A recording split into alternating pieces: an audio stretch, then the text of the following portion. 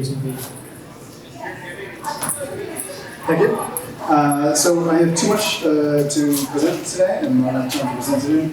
I will be quick. I'm going to give you a sort of whirlwind tour of this relatively young package that we have put together. So, customer and marketing analytics. The easy way, I use to be very specific when I say easy. I will try and be explicit by what I mean. To begin with, what is PyMC-Marketing? To answer that, we can begin with talking about what PyMC is, this open source package, NumFOCUS sponsored, for doing probabilistic, Bayesian, statistical modeling, probabilistic programming language. It's been around for quite a while. Some of us who work on that project eventually formed. Oh.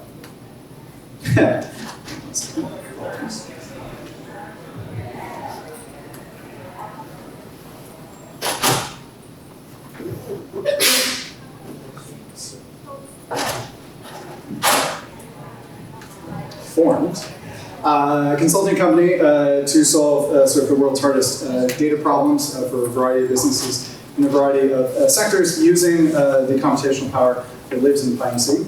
And we have had, over the years, quite a number of clients who need marketing analytics solutions. We have distilled down the experience that we've gained with those clients into a brand new open source package called PyMC-Marketing. So that's part of the answer to this question, what is PyMC-Marketing?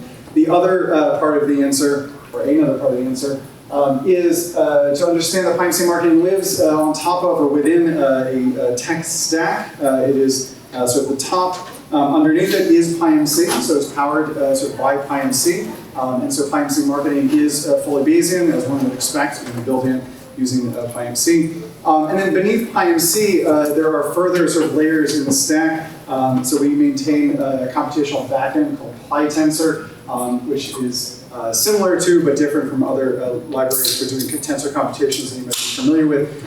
You don't really need to know anything about PyTensor, but the reason I mention it is because the stack continues down.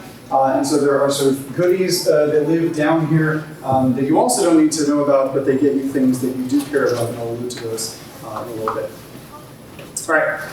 Last answer to the question, what is PyMC-Marketing, is there are two modules that I will focus on today. There are two modules in the package as of today. One is a suite of marketing mix models, MMMs. The other side of it is a set of customer lifetime value models. So MMMs and CLVs, two acronyms. Don't ask me why you get the model in the acronym on the left and on the right. I don't make the rules. I'm going to give you, as I said, a whirlwind tour of both of these modules.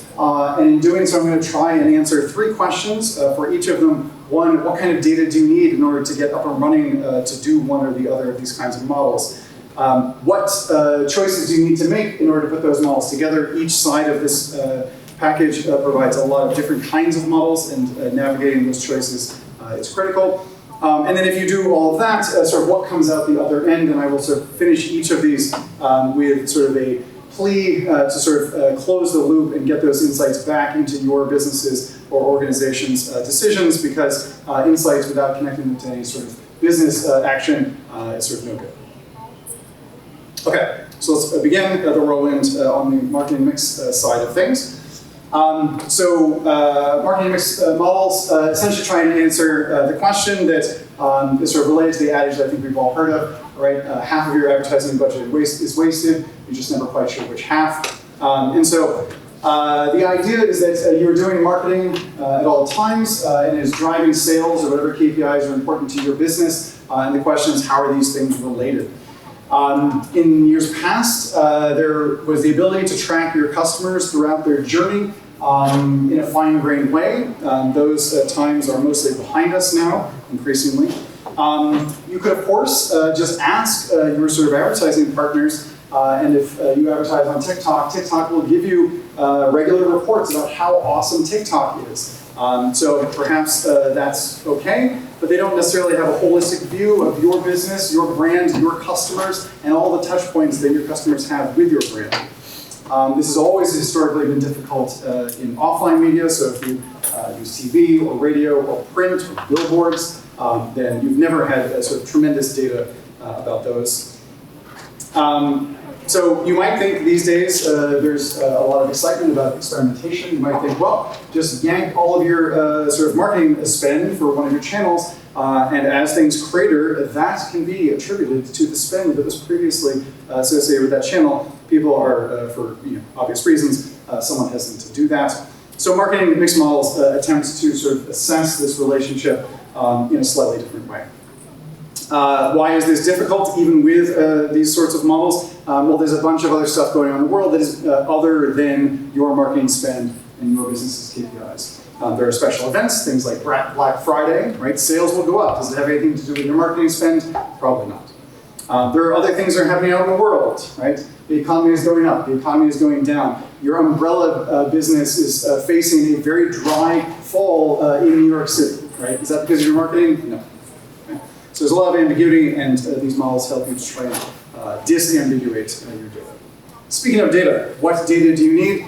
This is a marketing allocation. This is a spend case study in which marketing dollars are spread across various kinds of buckets with direct mail and newspaper online.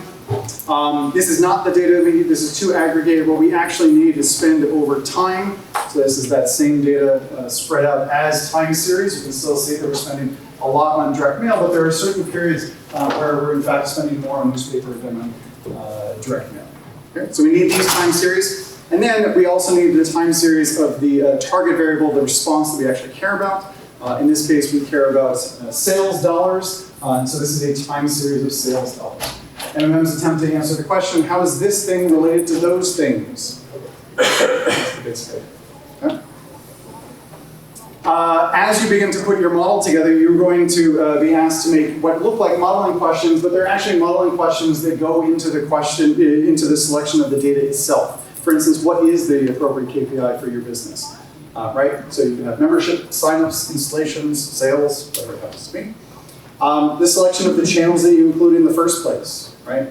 So there need to be choices here. There's also questions about how you bin individual channels, right? There's like an online bucket there. There's a social media bucket, but obviously you could sort of break those down much more in a much more granular way. What control variables in that sort of exogenous bucket from the previous graph, what do you include, right? What are the exogenous macro factors that are relevant to your business and impacting your specific KPIs? How granular do you want to go, right? Higher frequency is probably better, although data quality tends to suffer as you push it sort of more and more in the direction of high frequency. And then you might not have a monolithic business. You might sort of have sensible sort of breakdowns at a brand or sub-brand level, and the decisions that you make here are going to impact the insights that come out the other end. So these are data questions, but I actually think of them as sort of modeling questions or decisions. Okay, here's the easy part. I'm going to show you a bunch of tiny little snippets of code. You should not read any of them. This is simply to illustrate that all of the stuff you need to do, implementation-wise, is very easy. The hard stuff is all the business stuff, right? So here we're building an MMM. This is just the way you instantiate it. This is where you specify which column in your data frame has the time that is sort of governing your time series. We need to specify a couple of sort of internal submodules. This is where all of our channel data lives. There are the names of those columns and the control columns. Right? Easy. Good. This is a Bayesian model, but you notice that I didn't actually specify any priors, right? Which is sort of sometimes hard for people, especially if this is new to you. But you have full control over priors if you want to specify priors, so you can do that. Use a configuration dictionary and pass them right here. And you might say, Christian, like I don't know what a gamma distribution looks like. Or a Laplace distribution. And I don't know what a normal distribution looks like when you're slapping an exponential prior over the signal parameter, right? And at this point, I will simply point you towards the PyMC documentation, because that is where sort of a lot of these probability distributions are documented, and you can learn much more about them. Okay? Okay. For the MMs, we have this sort of scikit-learn style, sort of fit predict sort of workflow. So we pass in all the x's, that's the control variables, and all our channel spends. The y is going to be our target variable. There's some other stuff. Again, I will point you to the PyMC documentation, because this is where we're doing all the sampling. And I will point out at this point that we are specifying a backend for our sampler. And when I was sort of alluding to the bottom of that stack that I didn't quite get to, things like this allow you to push all of this computation, which can be quite intensive depending on your model and your data to things like a GPU. So that's kind of cool. Okay. This is what comes out the other end. If you've never seen one of these things before, again, I will sort of encourage you to visit the PyMC documentation because part of the workflow is inspecting how exactly the sort of model fit, right? So there's a whole diagnostic step in the Bayesian workflow. You can also do sort of a much more sort of ML style sort of assessment. So we just ask for a sort of predictive samples here, and we simply plot it. This is a one-liner, masquerading as a three-liner. Here's our time series of our KPI, sales here. We do, in the Bayesian world, a lot of uncertainty representations, and so you can see the model sort of follows the actual data, and that is a good sign, even if you didn't understand what that previous trace plot diagnostic slide was supposed to mean. More modeling choices available for you. So I briefly mentioned that there are the kind of sub-modules. So saturation is one of the things that you can sort of tinker around with. There are smart defaults, but saturation basically says that if you spend $1 million on TikTok, you expect to get some sort of response for that spend. If you spend 100 million on TikTok, you will not get 100 times the response that you get when you spent $1 million, right? So the response saturates. How does it saturate? There are various functions that allow that to be characterized quantitatively. Here I've given 3 of the examples. There are many more that are made available in the package, and then several parameterizations of each of them. So how exactly does your business and its response and your marketing work? That is both a business question and possibly an empirical question, right? There are lots of options available to you. The other submodule is the add stock functions. These are just transformations. And so the add stock basically says that if you spend on a channel this week, you expect there to be consequences in terms of your response this week. But there may also be consequences of this week's spend next week, and possibly the week after that, right? So this sort of decay function that describes when your response to today's marketing shows up is your add stock. And again, we have a bunch of different possibilities available to you, 3 pictured here, and again, a bunch of parameterizations, just to kind of give you a flavor of the flexibility. Okay, so those are modeling choices, and some intuition about how you might make some of those choices. Now for the good stuff, what comes out the other end? You are ultimately looking for contribution, right? So what is this channel doing for my sort of KPI, my bottom line in some sense? Here's kind of the bird's eye view, right? So this is just, in the blue here, this is just sort of the consequences of my marketing spend over time, right? As well as sort of these other components that we presumably care a bit less about. But this is completely aggregated, right? What we probably want is a sort of per channel assessment of contribution. If you know anything about marketing analytics, you know that those people love a good waterfall plot. So here we go, one-liner again. This is the easy part. And so what we see at the top here is there's some amount of your sales that are just attributable to the fact that sales just happened for no particular reason, and certainly not for a marketing sort of related reason. After that, we have online display, which has quite a large contribution, direct mail, TV, etc. These are a lot of our control variables over here, some of which have negative consequences. Right? If no one goes out to shop on New Year's Eve, then you're not going to have many sales. These are point estimates, right? So we say that the online display has a contribution of something very precise, but we're good Bayesians, and so we know that that's sort of a convenient fiction. So you can get the individual channel contributions and understand the uncertainty here, right? So it is likely that social media has a contribution of this, but it could be a little bit higher, a little bit lower, and things like this are much more uncertain. Okay. These are contributions. Okay.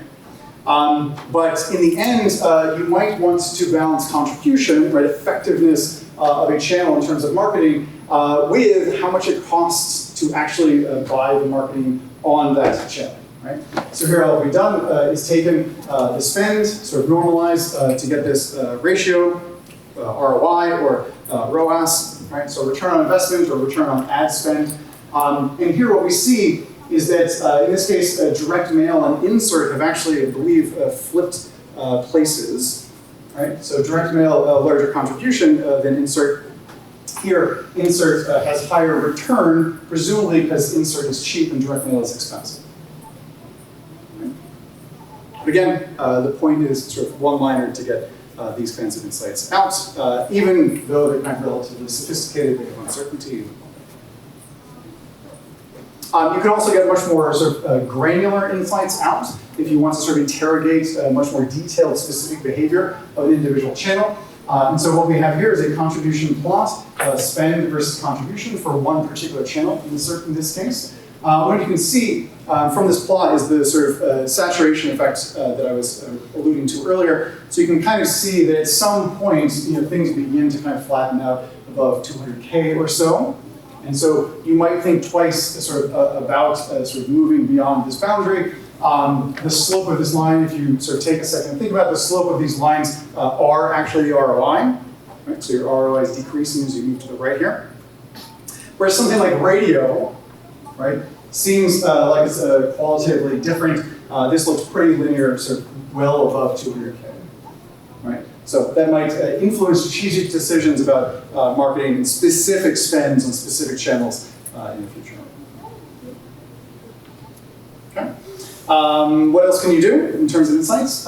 We can sort of do sample procedure predictive, which we already called, right? We've already called this once before. But here we're actually substituting in new X's, new predictors, new allocations, right? To figure out what the model thinks is going to happen for some test set.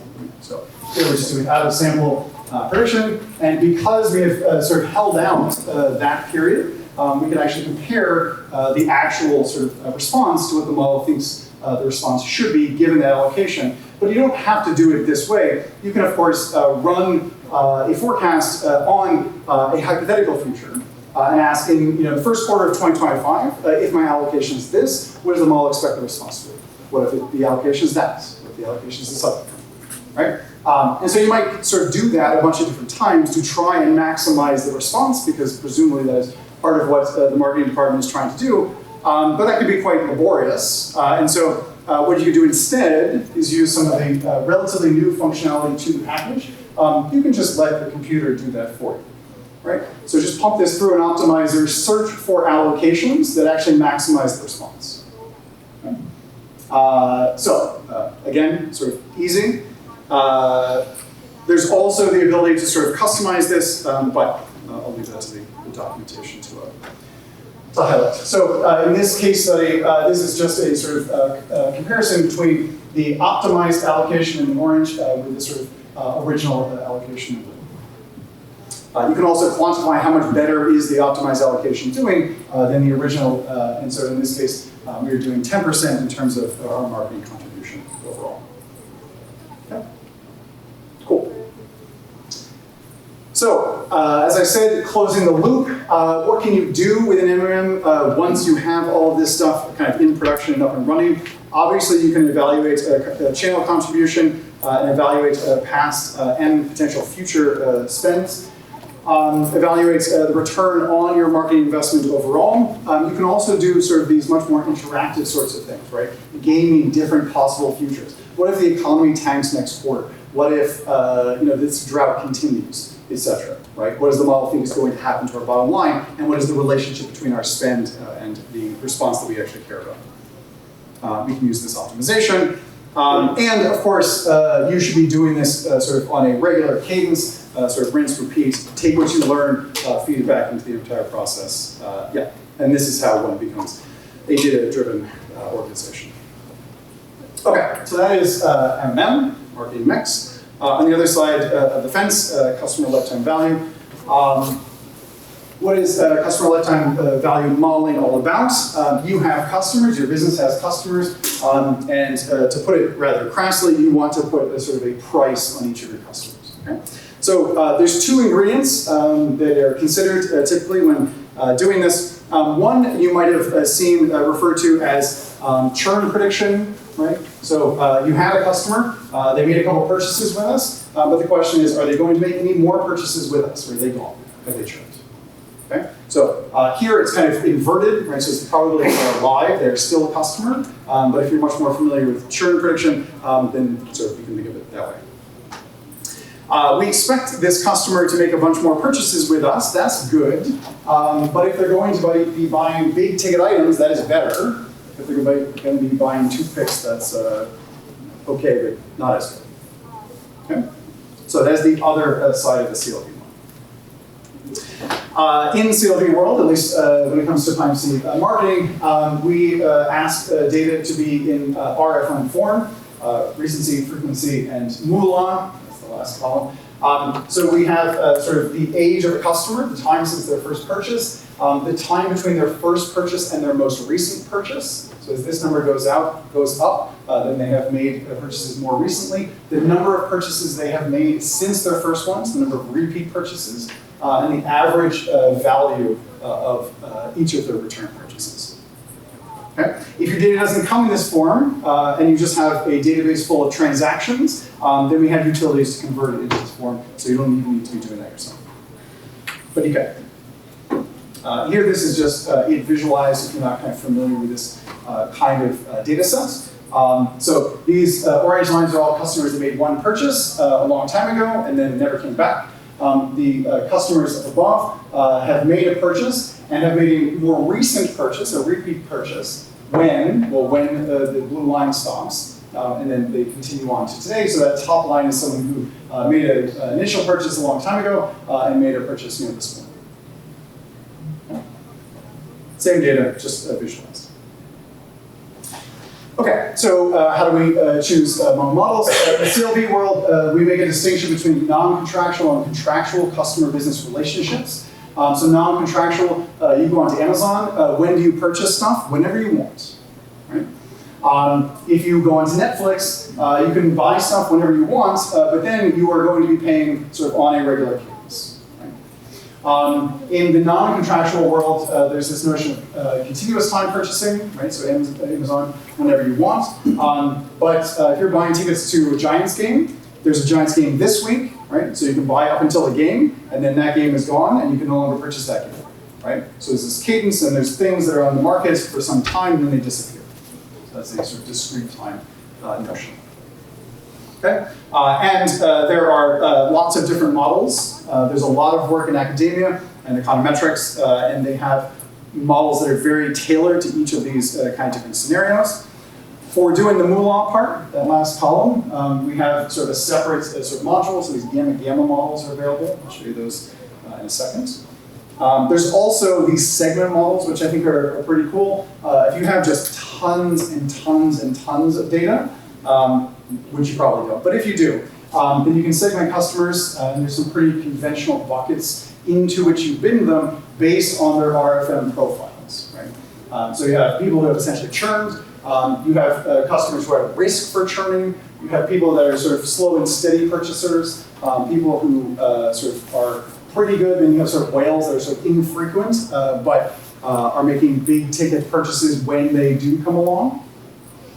Right? And then people might be costly to your business.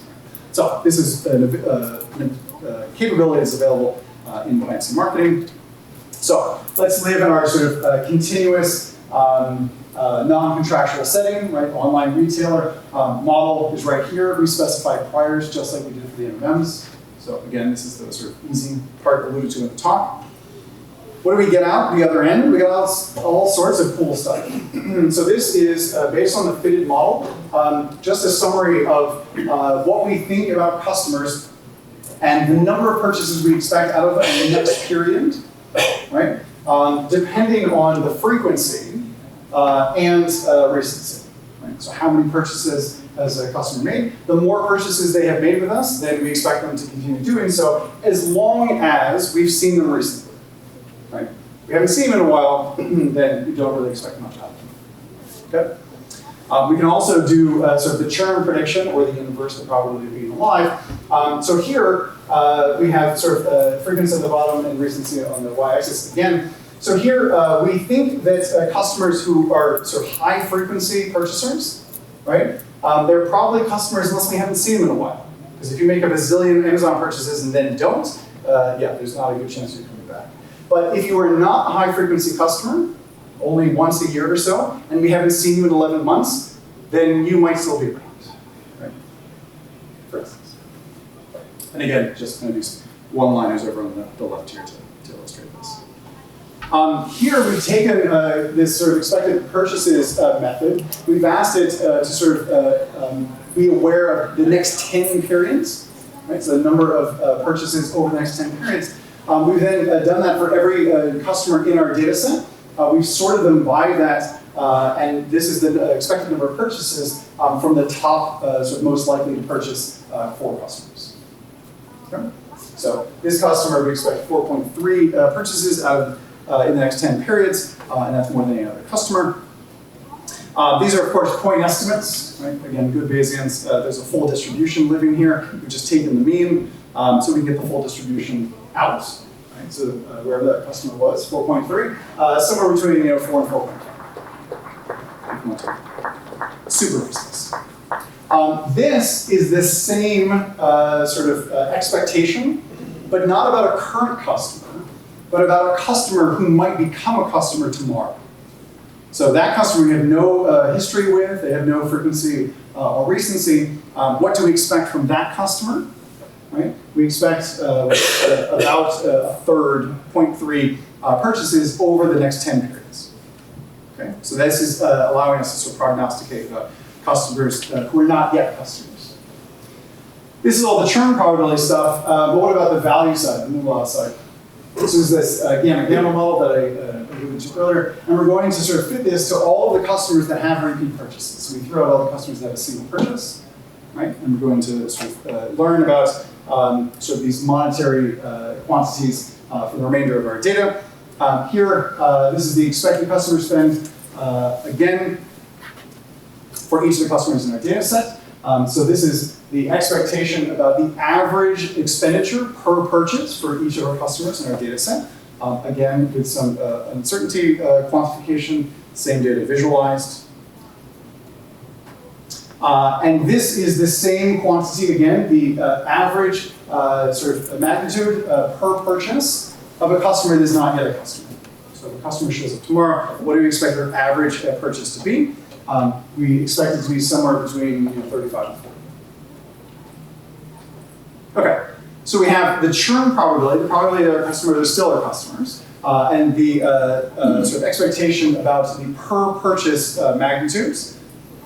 The ability to have both of these things together allows us to combine them into the name of this module, the customer lifetime value, combining those two things to ask about what is the expectation about a customer's sort of revenue expenditure over the lifetime of that customer. Okay, so again, one-liner. Over sort of 12 months, we have a discount rate. Your finance department will like that. They will tell you what number you should plug in there. So again, we have sort of these quantities over the entire lifetime of existing customers. We can see, if you like reading tables, which I don't, one of these is much more valuable than the rest. Much easier to see here. Customer 6 way out there. Okay, so this is over the entire lifetime, right? How much money do we expect to sort of extract from each of these customers? Okay. We can also do this for new customers, and if you do it for new customers, customers that are not yet customers, that should give you insights into sort of how much you want to spend to acquire those new customers. Okay. So again, closing the loop with CLV, how do you use these insights to make business decisions? You want to be assessing how much you're actually spending to acquire customers. Then you can do this and figure out how much you are getting from those customers that you have acquired. Right? You obviously want to balance those. If you're getting $500 out of each customer on average, but you're spending more than that, you're going to have a bad time. What kinds of customers seem to be particularly valuable over their lifetimes? Right? Whether that is demographic information, whether that is channel of acquisition, whether that is other information, you should be able to figure out from this sort of analysis what kinds of customers tend to be more valuable and which ones tend to be less valuable. You can target existing at-risk for churn customers for retention. Right? As I showed in that sort of breakdown, you should be able to sort of figure out whether there are customers who are on the verge of churning. Someone who made a bunch of purchases but you haven't heard from in a while. Right? You might want to send that person some incentives, use some promotions to sort of re-engage them. Customers who have churned, right? Customers in a subscription contractual setting, you know when customers have churned. Netflix knows when you cancel Netflix, right? they may, if you are valuable enough, they may want to re-engage you by retargeting you as a former subscriber, but no longer. And then, of course, there's the opposite side, which is if you have customers that seem to be costly or low value, whatever that means in the context of your business, those may be customers that are kind of on the chopping block for sure. All of this can feed into kind of a much more holistic business strategy as it relates to customer loyalty. Okay, so my whirlwind is nearly complete. I want to highlight on both sides of the package some of the future developments. And of course, when I started putting this together, the future was the last couple of months. So many of these things exist as of today. So take this as the present and future of the package. I've tried to make it clear which is which on this slide. So on the MMM side of things, GPU abilities, as I said, these are available now. And there is documentation out or coming, one or the other. Time varying parameters, this was a big request from the community, and so those are available. There's an entire notebook showing you how to use them. Hierarchical models, and specifically hierarchies related to geo, those are available now, and there is, again, documentation available for that. Lift test integration. So this is one of the cooler additions, and I'm not going to go into sort of the code. I hope to give you just sort of a little bit of flavor. So here's a contribution plot like I showed you before. So if you have a cooperative marketing department and there is the ability to sort of juice the spend on individual channels, right, in a quasi-experimental way, and you know that you sort of moved spend from here to here, and you quantified how much that bought you in terms of lift, right? You can take that information and you can take it from a variety of lift tests that you may have conducted, tell your model about it, and that can be used as additional information beyond those time series that I showed you at the beginning to calibrate these contribution curves. So that's integration of experimentation. Model validation, this is another thing that people have asked for. So this is just sort of one example, again, sort of caricature. This is one of these time slice cross-validation where you're essentially taking your model and rolling it forward through time, adding more and more data into the fit, and always predicting sort of end periods into the future. So this, again, an entire notebook sort of showing you how to do that. This is coming soon. I'm very excited about this. So I mentioned the optimizer. So there's going to be the possibility of pumping the entire posterior distribution through the optimizer. So you get now a distribution of response as opposed to sort of this many dollars expected. At which point you then have the opportunity to maximize not dollars, but some sort of more sophisticated quantity. You get to sort of specify utility functions, loss functions, objective functions, whatever sort of language you prefer. This is coming soon. The PR is open. Oh, that is not, sorry, my slides got all jumbled. I'll come back to that. So the last thing, this is, I think the coolest part of this is secrets, right? So everyone in the other sessions doesn't get to hear about this. So secretly, most phasing models are causal models. So I mentioned the ability to sort of game out forecasts, right? So you can say like, what will happen if my allocation is this next year? What will happen if my allocation is that? Those are counterfactual questions. You are sort of simulating a universe that does not yet exist and may never exist. Those are what if questions, those are causal questions. There is a brand new notebook in which we are doing something slightly different but equally causal. And this is a plot where we've run an actual experiment and we sort of asked the model sort of about things that could have happened but did not in the past tense. So causal modeling, super cool. There's also sort of some quality of life sort of improvements. Auto logging if you're using MLflow. On the CLV side of things, more models coming. The CLV side, because of the nature of the type theoretical development in academia, tends to be a bit of a model zoo, and so the zoo is growing. There's also the possibility, coming, are models that allow you to sort of inject covariates so you can get things like this. So here we have another plot.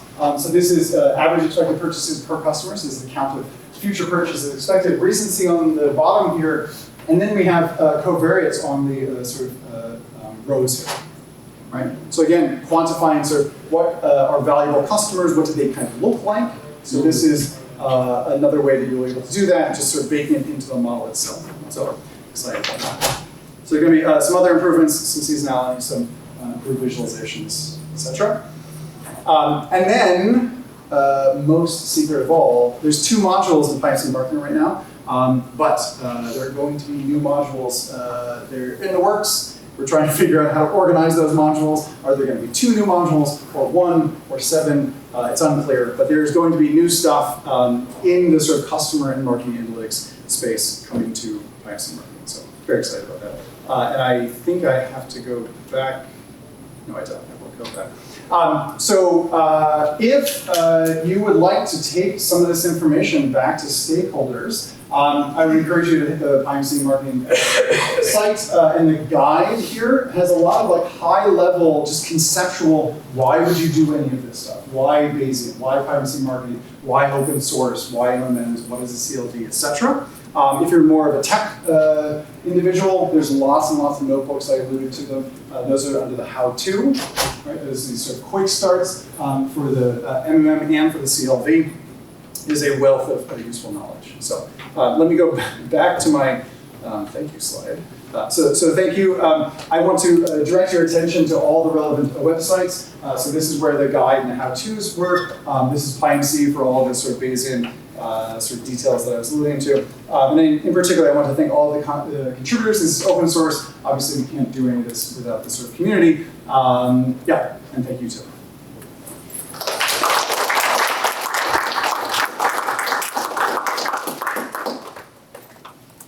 A couple minutes of questions? Yeah. No question. Okay.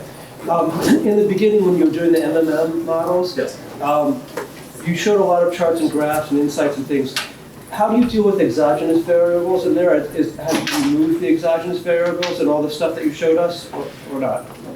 All the things. At the very least, they are often sort of kept to the side so you're not sort of confused. But there is at least one, I'm probably not going to be able to sort of get back there, one where the optimized budget was compared to the original budget. And I said that there was a 10% increase, this one. So this is 10%. This is after pulling out all of that exogenous influence, right? So this is not 10% the bottom line expected with this new allocation. It's 10% in the marketing-driven portion of the spend. But if you want the full thing, you can get the full thing too. But PyMC allows you to remove those exogenous variables. There's functionality to remove them. Correct. Okay. Right. And in fact, it starts sort of all the way back here, right? So we have sort of channel contributions, that's your marketing spend, bucketed, and then we have control contribution, right? So there's this sort of orange time series and there's the blue time series. Those are the 2 sort of bins, the exogenous control stuff, and the stuff that you can put out, which is your marketing spend. Thank you. Yeah. I think in the back is next. Yeah, somewhat related question. How do you assign contribution of sales to an individual channel if the sale might be due to an interaction with channels? Yeah. So this is the misleading bit about the easy and the title, right? It's very easy to sort of do all this, and then you come upon questions like this, and all of a sudden you realize that it's not as easy as you expect. These, to me, are business questions, right? If you think that your response variable and your marketing work in a particular way, it is possible to sort of build a model to reflect that belief. But the hard part is the first part, is like coming to an understanding about how all this stuff works, right? Which is similar to, but more difficult than sort of deciding like, do I need weather in my model as an exogenous sort of time series, right? So possible, but sort of figuring out the right way conceptually is sort of the hard part. Yeah. So for the COV model, how performant is it?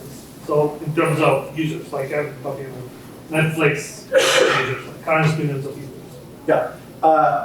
So answering that question is hard because it sort of depends on your frame of reference. So if you're sort of familiar with more frequentists, black box ML, et cetera, the answer is going to be slower than you're used to. If you're accustomed to sort of doing things that are more compute intensive, the answer is going to be faster than you expect. So I'm more asking is what all this like gamma BGBB, whatever. Yep. Right, so they have analytical solutions for posteriors, right? So they're relatively fast, rather than just feeding them through numbers, right? Yep. Or like wherever sample you use. Yep. So what's the advantage of using this instead of what's known like analytical attribute priors? Oh, okay. Well, so for here, you get to do hierarchies. I mean, you can do all sorts of things where the analytic solutions go away. Okay. So flexibility in specification, all the stuff, seasonality, the covariates, etc. So if you just want plain vanilla basic, then you can do it in Excel. People have been doing it that way for 20 years. But if you want more than that, then you need something that has that flexibility on offer. Yeah, I think we can take questions afterwards. Yeah. We'll be around. Right? Definitely. So, yeah, so you can ask questions afterwards. You have to get prepared for the next session. Thank you so much for coming. Thank you.